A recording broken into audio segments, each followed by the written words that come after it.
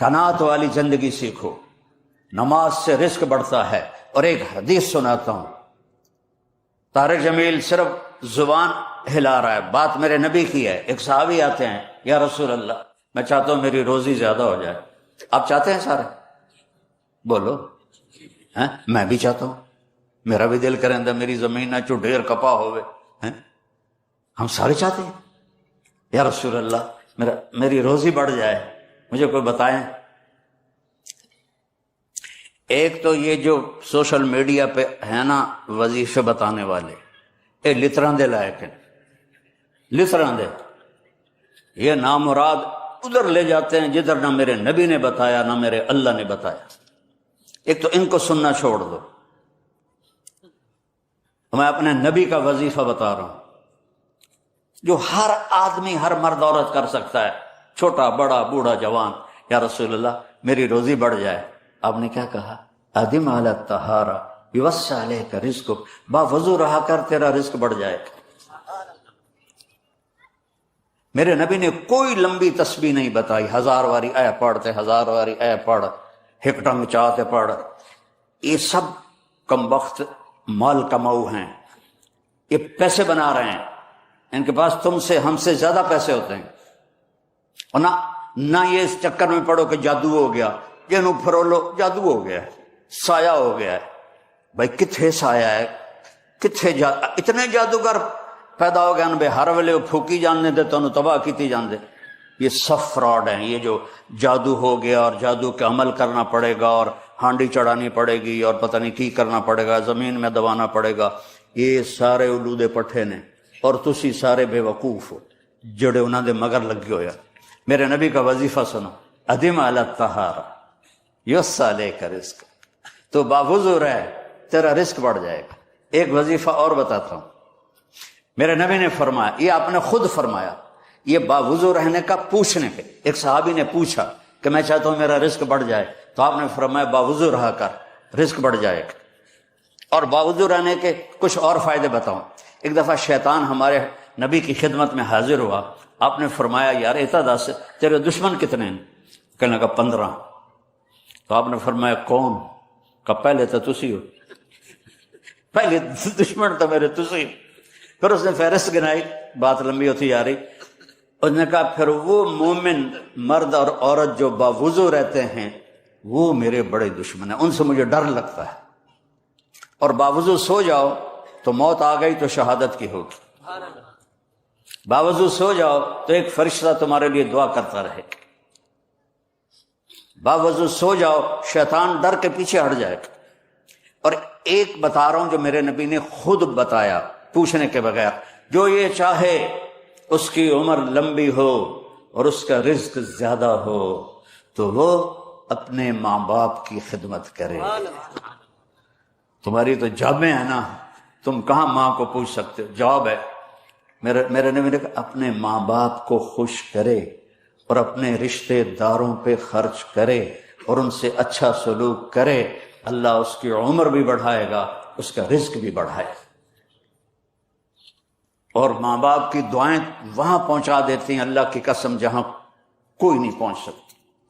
میں نے اس زمانے میں میڈیکل چھوڑا جب ڈاکٹر ایک بہت بڑی تصویر تھی، چونکہ وہ ڈاکٹر تھے، بیوپاری نہیں تھے، سوداگر نہیں تھے، ایدومی لے لو ایدومی لے لو ایدومی لے لو، ڈاکٹر تھے۔ اور مولوی ایک کیڑا تھا، کیڑا گندگی کا کیڑا، اور میں ایک ذمہ دار خاندانی جس میں تکبر کی انتہا، انسان کو انسان نہیں سمجھتے تھے ہمارے بڑے۔ تو اللہ نے میرا کانٹا بدلا، میرا ہاتھ پکڑا، آج میں آپ کے سامنے کھڑا ہوں۔ یہ اس کی مہربانی ہے، اس کا کرم ہے، اس کا فضل ہے، اس کا احسان ہے۔ تو میں کالج لائف تک بہت روڈ تھا، نہ ماں کی پرواہ تھی نہ باپ کی پرواہ تھی، تو میرے ماں باپ کو مجھ سے بہت گلہ رہتا تھا۔ تو میں لاہور میں پڑھتا تھا تو میں خط اس وقت لکھتا تھا جب پیسے مک جاندے ہیں۔ تو ایک دفعہ میرے باپ نے مجھے خط لکھا، بیٹا جب پیسے ختم ہوتے ہیں تو خط لکھتے ہو، کبھی ایویں بھی خط لکھ دیتا کر بھائی تیرا کی حال ہے۔ پتہ ہی نہیں تھا ماں کسے کہتے ہیں، باپ کسے کہتے ہیں۔ تو نبی کی زندگی پڑھی تو پتہ چلا، آپ اندازہ لگائیں بیٹا بہ جا بہ جا۔ میرے نبی نے فرمایا، یہ عورتیں بھی بیٹھی ہیں، کاش میری ماں ہوتی زندہ اور میں عشاء کی نماز کی نیت باندھ کے فرض نماز مسجد کی مصلی پر پیچھے نمازی ہوتے اور میں سورۃ فاتحہ شروع کر چکا ہوتا، الحمدللہ رب العالمین، اور ادھر میرے گھر سے میری ماں کہتی محمد، تو میں نماز توڑ کے کہتا جی اماں جان میں آیا، جی اماں جان میں آیا۔ یہ ماں کا مرتبہ بتایا۔ یہاں تو صرف پونڈ کو دنیا جانتی ہے۔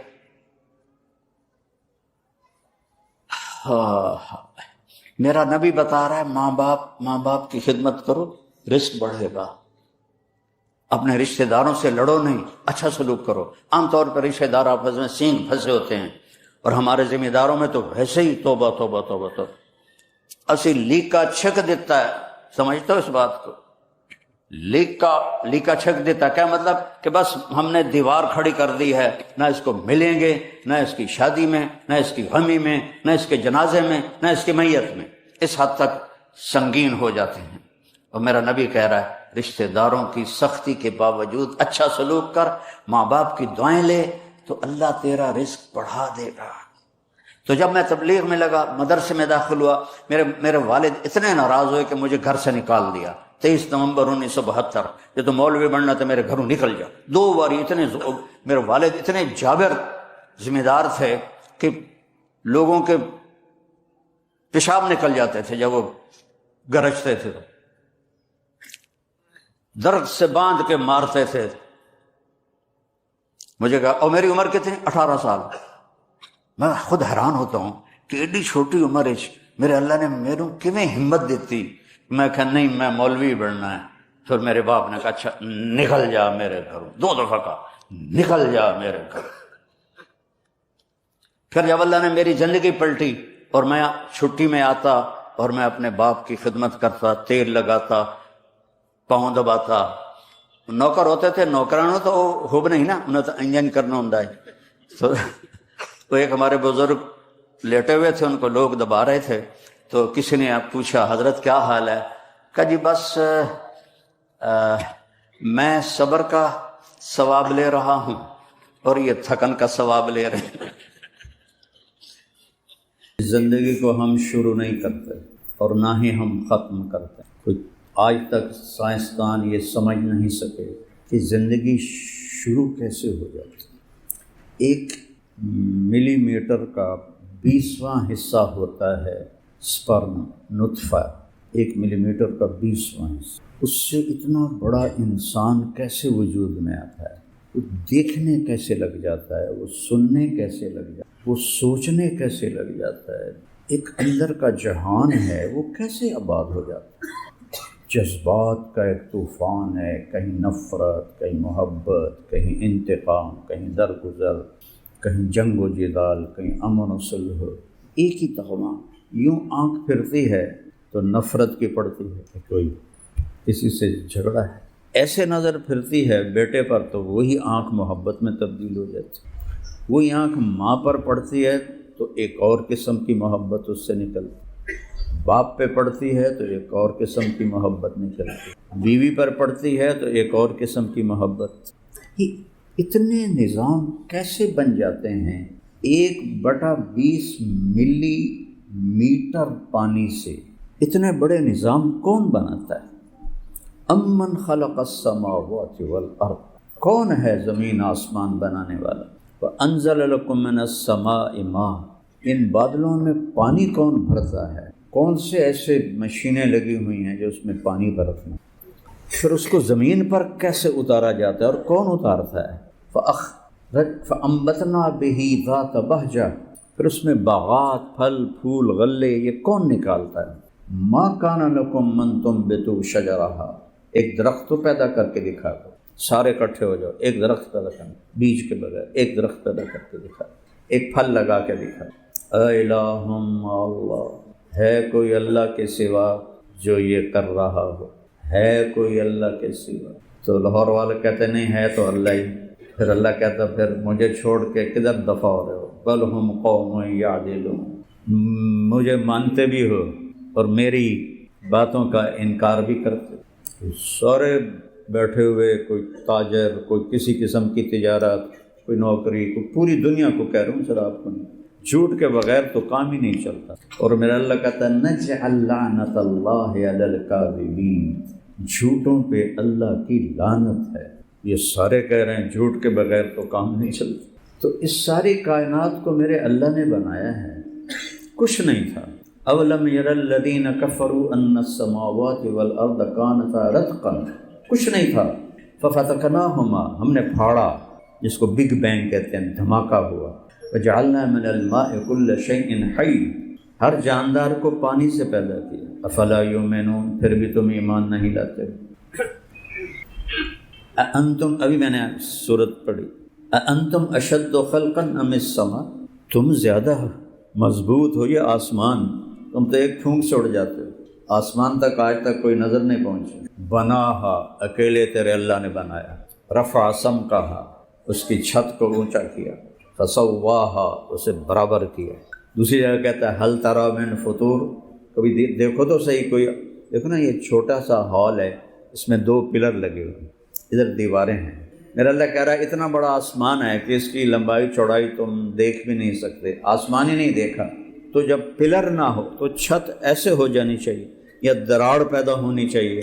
تو اللہ کہتا ہے حل تری من فطور، کوئی دکھاؤ کمی۔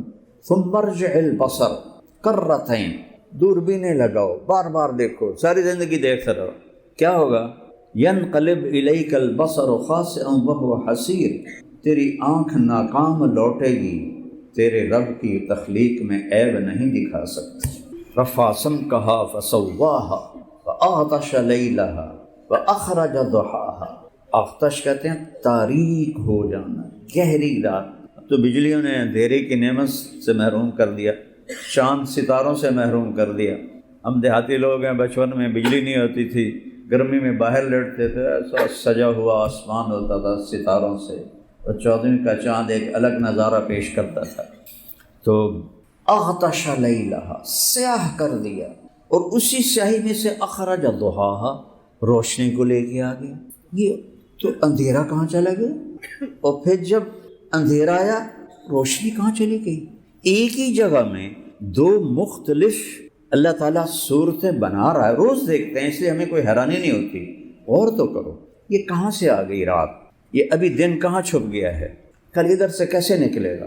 ایک جگہ اللہ کہتا ہے قل ارأیتم ان جعل اللہ علیکم اللیل سرمدا الی یوم القیامہ، مجھے بتاؤ ازمیر ٹاؤن والو، اگر میں اس رات کو کھڑا کر دوں، جانے نہ دوں، کب تک؟ قیامت تک۔